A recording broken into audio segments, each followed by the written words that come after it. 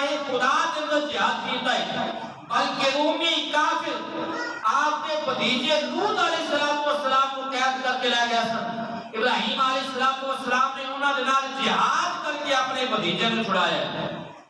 تو سب سے پہلے ابراہیم علیہ السلام نے جہاد کیتا ہے، تو پتہ چلیا کہ جہاد صرف دین مصطفیٰ کی ہی حکم نہیں، بلکہ جہاد ابراہیم علیہ السلام تو لے کے تمام نبیوں کی سنت ہے۔ آج جو جہاد دا شوق رکھتا ہے اور جو جہاد کرتا ہے اور جو جہاد کے اندر مصروف نے، وہ حضور صلی اللہ علیہ وسلم کی سنت پہ عمل نہیں کر رہے، بلکہ نبی پاک صلی اللہ علیہ وسلم نے دادا حضرت ابراہیم علیہ السلام کی سنت پہ بھی عمل کر رہے ہیں۔